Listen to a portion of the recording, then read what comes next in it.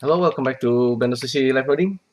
In this episode, we're gonna take a look at the creations of like a Spider-Man web thing. There are actually a couple of design of the Spider-Man web spin thing. Uh, the string. This is actually one of my favorite. I actually should probably save this image for reference. But basically, um, the spin is kind of like a rope. Actually, if you make like a string of rope, it's usually made of like a multiple string like intertwined together like this. And with the Spider-Man, it tends to be like a spiraling thing all over, and then it's like a cable as well. This is very beautiful design. Because the other day my friend made like a Spider-Man model in Blender, and the design I think is too simple. I think maybe I can improve that um, by making like a procedural Spider-Man web thing. So yeah, I have a simpler version that I made in Blender. Basically, this is like a ball and sockets, actually ball and cylinder thing that you made. You know, like a with icosphere. Let's say you have like a chemical visualization thing using cylinder and ball, and this is like something that you can easily create using SquareChop. And this is the design similar, except that for instead of using cylinder and balls like icosphere, I'm actually using this kind of like a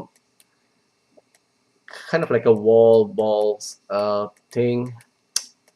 I don't know how to call it, but yeah, this is like a offer simplified of the Spider-Man web spinning thing. uh, Maybe I'll in the future, in the near future, I will make like a proper like a Spider-Man string that actually resemble the artwork we saw earlier.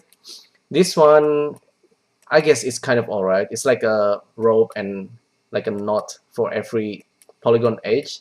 The nice thing about this, of course, you can simply convert any grease pencil, for example, into something like this. So in this example, this is the whole setup. I might go through it really quickly soon. Before that, this is the input. Normally, what the artist only need to worry about is the input. In this case, I have the this thing, the procedural, just a random. You have seen me making this like a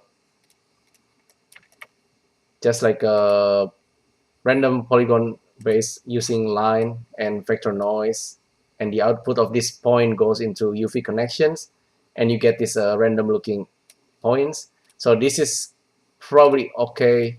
This is probably what you need. Um, the other one actually use a grease pencil, so I will try to just draw grease pencil. Um, Maybe I'll try just write down something like this. Spidey. I'm not sure if this gonna work. And then plug that in there, this in there. Aha. This probably didn't work because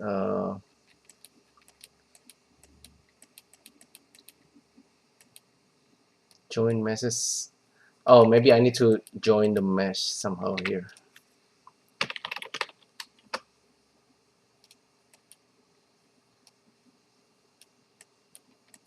Because I'm using adaptive edges here.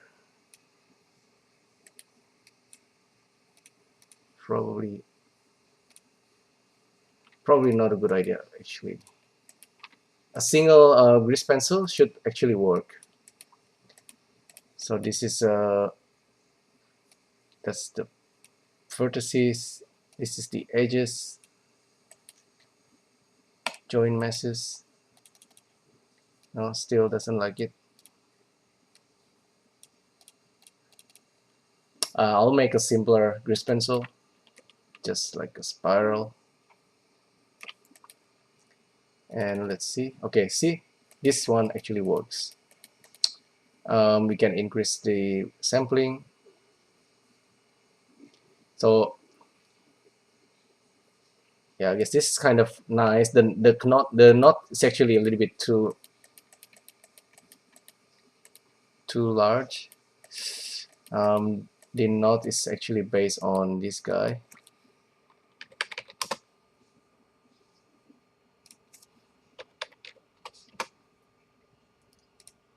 So you get the idea.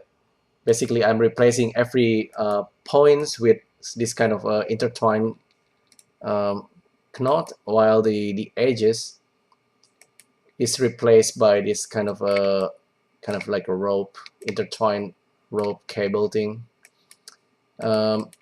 Probably this is can be improved. Okay, this radius maybe can be smaller. Too small. Twist bevel smooth. Be spline on, off. Let's see.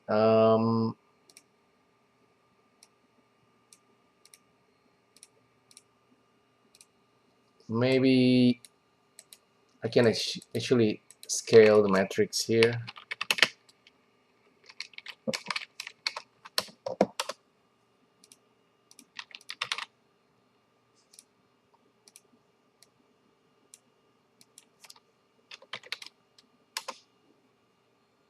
Scale.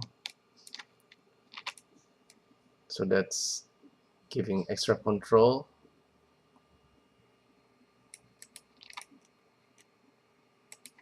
Same thing with this guy. The wire maybe need to be thinner.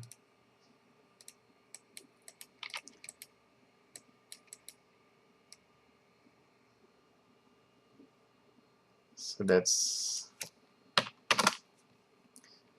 probably a little bit better. Yeah, I think the knot thing probably doesn't work too well in this case, but if you have like a more complex design, this actually will work. Like I think Suzanne should actually work if I use actually I will not try Suzanne because it might be too heavy. I'll try something like icosphere, for example. If we just actually, instead of using this icosphere, I will use sphere chop icosphere, and I'll try lower subdivision, pipe in the input, and so we have icosphere and kind of like spider web. You can increase the resolution, and it seems like the knot is actually a bit too small now.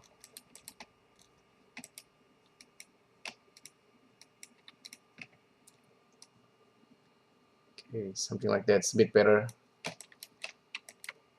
That's kind of like a spider web, I guess, but still can be improved. Like I said, let me try one more. Instead of icosphere, let's just use cylinder. I know the fact that cylinder can make a nice spider web. So turn off the cap, vertices, and edges. So the artist only need to worry about the vertices and edges, really. And this the height should be 0. Subdivision, increases subdivisions. So polygon, this edge adaptive is actually the one that's doing the hard work for us. And yeah, the spider web a little bit better.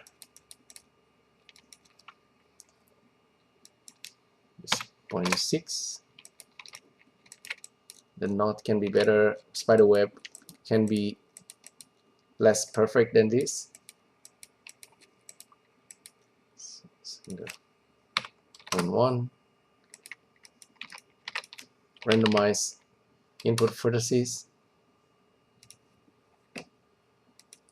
The Voronoi pattern actually can make a little bit better looking spider web. This one a little bit too random.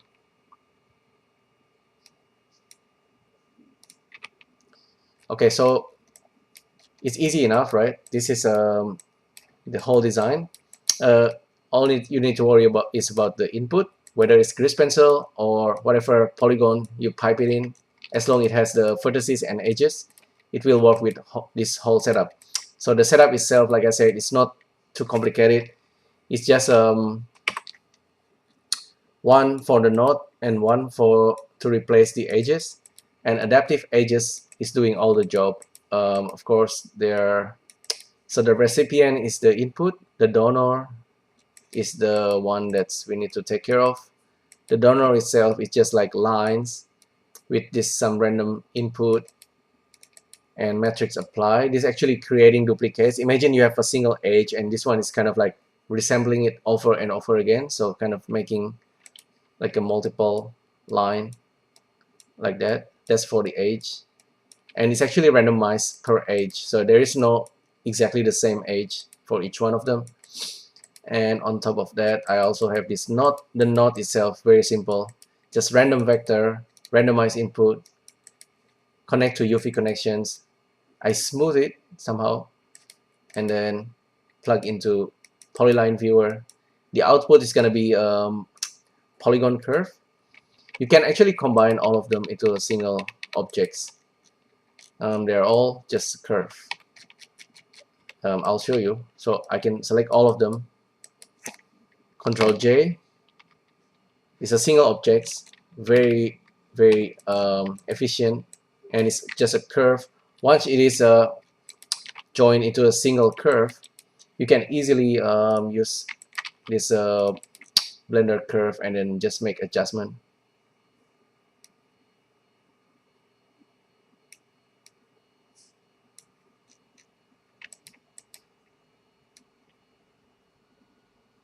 So there you go. That's more like unified.